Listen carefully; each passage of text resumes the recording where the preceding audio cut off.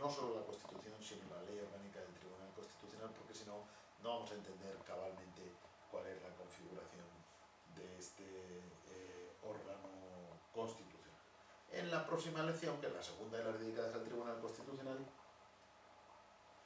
haremos un panorama de sus, llevaremos a cabo un panorama de sus competencias, de las competencias del Tribunal Constitucional, y analizaremos específicamente el recurso y la cuestión de inconstitucionalidad, que son aquellas que no se van a tratar de una manera más profunda en otros momentos del programa, ¿no? Porque, bueno, salvando la cuestión de los efectos de sus sentencias, que ya fueron vistos en el caso de Fuentes, en otros aspectos como el amparo, los conflictos, etcétera, van a ser objeto de análisis en otros temas. Pero en fin, los procesos, las competencias del Tribunal Constitucional son objeto de la próxima lección. En esta vamos a ver básicamente la composición y el funcionamiento. La composición en sus aspectos básicos viene establecida en la Constitución, en el título 9, en concreto en el artículo 159, que nos dice: el Tribunal Constitucional se compone de 12 miembros nombrados por el Rey. De hecho, de ellos, 4 a propuesta del Congreso por mayoría de 3/5 de sus miembros, 4 a propuesta del Senado por idéntica mayoría, 2 a propuesta del Gobierno y 2 a propuesta del Consejo General del Poder Judicial. 2. Los miembros del Tribunal Constitucional deberán ser nombrados entre magistrados y fiscales, profesores de universidad, funcionarios públicos y abogados, todos ellos juristas de reconocida competencia con más de 15 años de ejercicio profesional. 3. Los miembros del Tribunal Constitucional serán designados por un periodo de 9 años y se renovarán por terceras partes cada 3. 4. La condición de miembro del Tribunal Constitucional es incompatible con todo mandato representativo, con los cargos políticos o administrativos, con el desempeño de funciones directivas en un partido político o en un sindicato y con el empleo al servicio de los mismos, con el ejercicio de las carreras judicial y fiscal y con cualquier actividad profesional o mercantil. En lo demás, los miembros del Tribunal Constitucional tendrán las incompatibilidades propias de los miembros del Poder Judicial. Y quinto, los miembros del Tribunal Constitucional serán independientes e inamovibles en el ejercicio de su mandato. Por lo tanto, comenzando por lo primero, la composición y la forma de elección de sus miembros, tenemos que para ser magistrado del Tribunal Constitucional es necesario ser jurista. La Constitución nos nombra las posibilidades: pueden ser magistrados, pueden ser fiscales, profesores de universidad, funcionarios públicos y abogados. Todos ellos juristas de reconocida competencia con más de 15 años de ejercicio profesional. Este es el requisito necesario para ser miembro. Entre estos colectivos, entre estos grupos de juristas, la elección se va a producir: 4 magistrados por el Congreso por mayoría de 3/5, 4 por el Senado por idéntica mayoría, 2 a propuesta del Gobierno y 2 a propuesta del Consejo General del Poder Judicial. La duración del mandato es de 9 años y se van a renovar por terceras partes cada 3 años. Esto tiene una razón de ser y una justificación, y es que de esta manera el Tribunal Constitucional no renueva en bloque, lo que podría producir saltos o cambios radicales en su jurisprudencia, porque de repente 12 magistrados nuevos podrían cambiar de criterio en muchas cuestiones. Todo esto tiene una finalidad. Primero, se establecen 9 años, que es un periodo mucho más largo que el del Gobierno o el del Consejo del Poder Judicial o el del Congreso o el del Senado, de tal manera que esto dota de estabilidad a la institución y se supone que puede ser una garantía de su independencia. En segundo lugar, se renuevan por terceras partes cada 3 años, así la renovación es paulatina, es parcial, y hasta que no pasaron, por ejemplo, 9 años, pues no se producía una renovación total, y lo mismo, hasta que no pasan 9 años, pues no se va a producir esta renovación. ¿Qué sucede? Bueno, pues que esta forma de designación, que como digo tiene una clarísima finalidad, como es garantizar la independencia del tribunal, evitar su influencia política, distanciarlo de los órganos que lo han elegido, del Congreso, del Senado, del Consejo del Poder Judicial, es decir, y tratar de evitar esas influencias políticas. Ese es el objetivo de la Constitución. ¿Qué sucede? Bueno, que en la práctica la cuestión no ha funcionado de la ley pues traslada la regulación que hace la Constitución. Bueno, en el caso del Poder Judicial se nos va a decir que también va a ser por mayoría de 3/5 la propuesta de los dos magistrados que realiza el Tribunal Constitucional. La ley también nos dice que a efectos de renovación por terceras partes pues se hacen 3 bloques. Uno es el del Congreso, otro es el del Senado y los 2 del Gobierno más los 2 del Consejo del Poder Judicial forman un único bloque, es decir, 1/3 que se renovará cuando corresponda la renovación de ese tercio.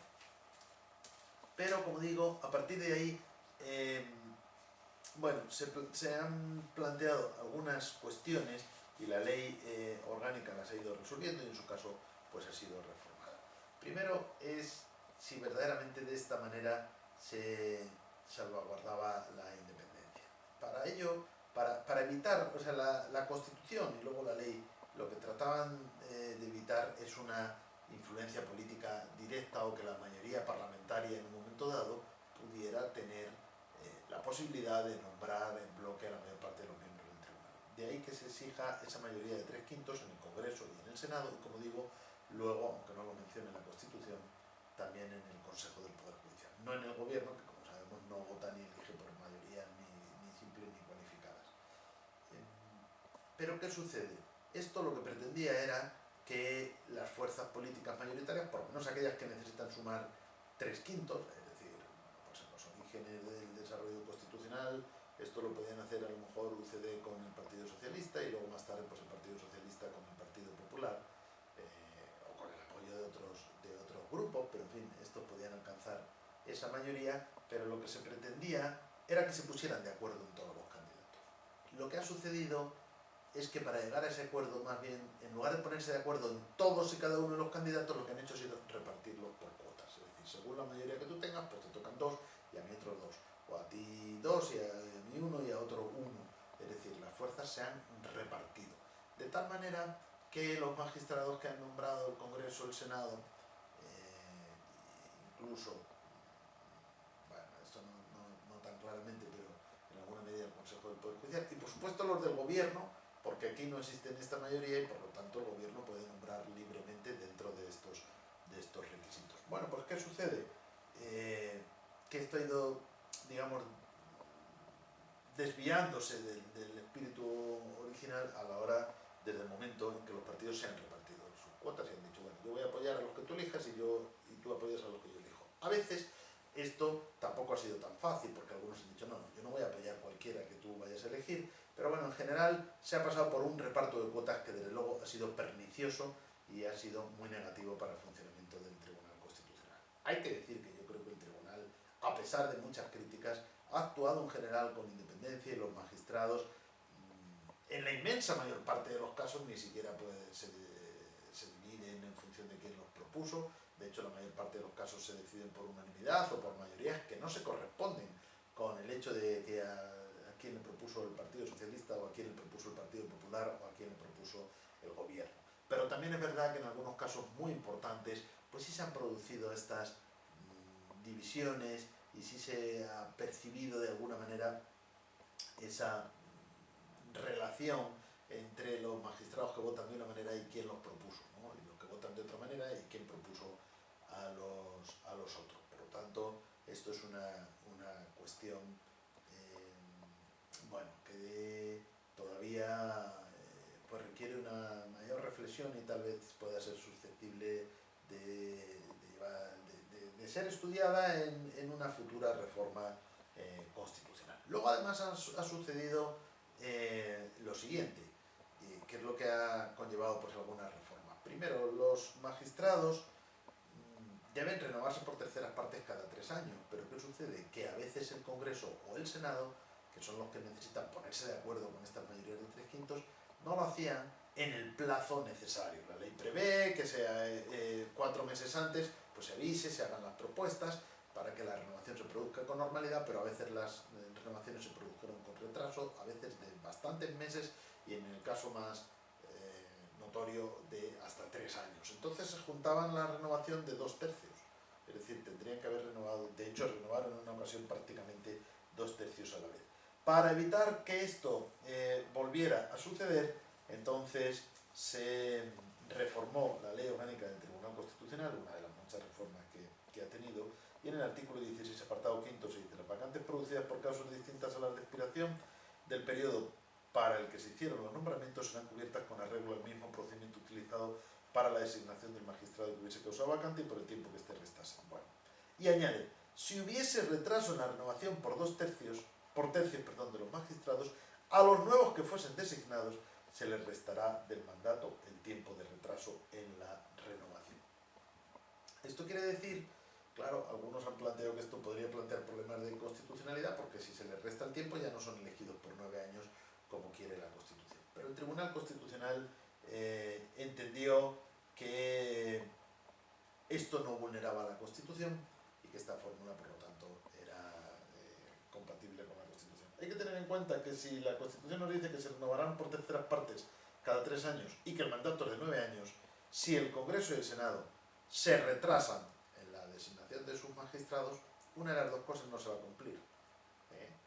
Porque si le dejamos 9 años, entonces ya no se van a renovar por terceras partes cada 3 años, sino que ya no va a ser como cuando se juntaron esas dos renovaciones, ya no era por tercios, ya era 2 tercios y pues cuando se producían retrasos tampoco era cada 3 años, sino que la renovación pues en algún caso llegó a ser cada 6 años al saltarse prácticamente una de ellas. Al reformar la ley, pues ahora lo que se rompe es el principio de que sean 9 años.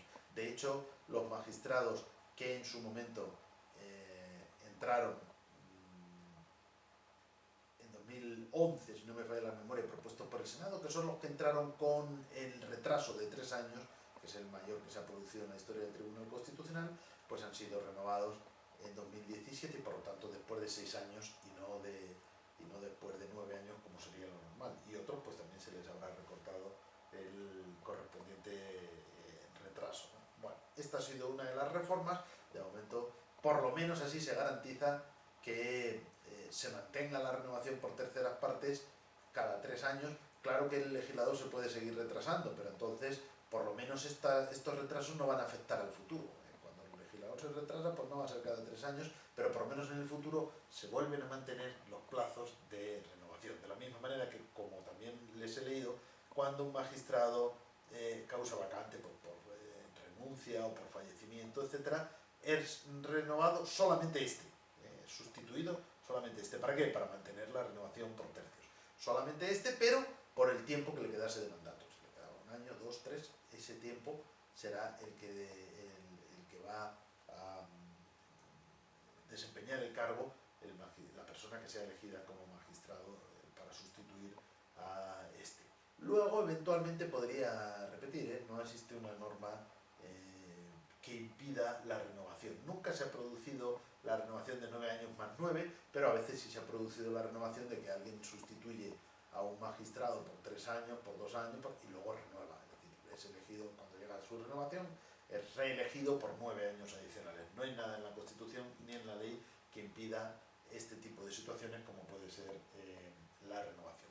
Bien, y otra reforma que se hizo de algo que no está en la Constitución y que también fue en su momento impugnado ante el Tribunal Constitucional, pero el propio Tribunal Constitucional, que por supuesto, aunque esté sometido a la Constitución y a su ley orgánica, pero puede valorar la constitucionalidad de su ley orgánica, y lo ha hecho, como digo, en varias ocasiones cuando ha sido requerido para ello. Sin embargo, lo ha declarado conforme a la Constitución, y lo que añadió la ley fue que en el caso del Senado, para dar mayor participación a las comunidades autónomas, los magistrados o los candidatos a magistrados que vaya a proponer el Senado no se va a llevar a cabo entre todo tipo de juristas, como nos dice directamente la Constitución, sino entre los que previamente hayan propuesto las asambleas legislativas de las comunidades autónomas. Las asambleas legislativas de las comunidades autónomas durante un periodo determinado van a hacer sus propuestas,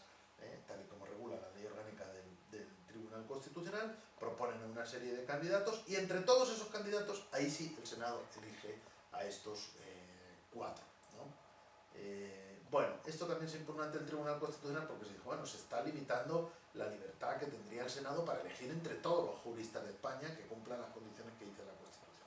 Pero el Tribunal entendió que la Constitución, aunque no dice esto, tampoco lo impide y que en definitiva se respeta lo que dice la Constitución, y que el Senado elija a 4 magistrados del Tribunal Constitucional por mayoría de 3/5. Por lo tanto, ya sabemos que los magistrados que elija el Senado tiene que ser necesariamente entre aquellos que hayan propuesto previamente las asambleas de las comunidades autónomas. También se han introducido algunos otros aspectos, como que estos magistrados de propuesta parlamentaria, los del Congreso y los del Senado, tengan que comparecer previamente.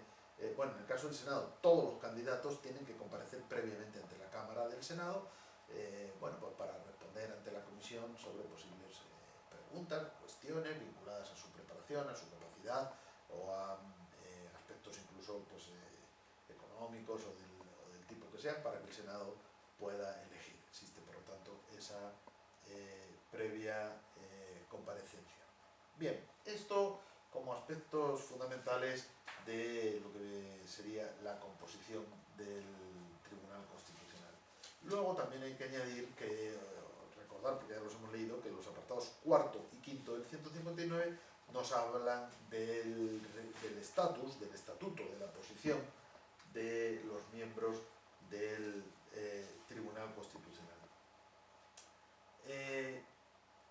Se establece un régimen de incompatibilidades en parte parecido al de los jueces y magistrados, pero también en parte diferente. De hecho, como hemos leído, la Constitución establece unas incompatibilidades básicas y luego añade: en lo demás, los miembros del estoy hablando del 159.4, en lo demás los miembros del Tribunal Constitucional tendrán las incompatibilidades propias de los miembros del Poder Judicial. Pero en lo demás, previamente ha dicho ciertas incompatibilidades que no en todo coinciden con las del Poder Judicial. Por ejemplo, es incompatible con todo mandato representativo, con cargos políticos o administrativos, con el desempeño de funciones directivas en un partido político o en un sindicato, o con el empleo al servicio de los mismos. Esto quiere decir que no es incompatible con la militancia, a diferencia de la posición de los jueces y magistrados del Poder Judicial, que no pueden militar ni en partidos políticos ni en sindicatos. Ya vimos que tenían prohibida la libertad de sindicación y además tienen prohibida la militancia en partidos políticos. Por lo tanto, aquí la Constitución ha sido más flexible con los magistrados del Tribunal Constitucional. Es verdad que a veces se ha criticado que personas que sean militantes de partidos políticos pasen al Tribunal Constitucional,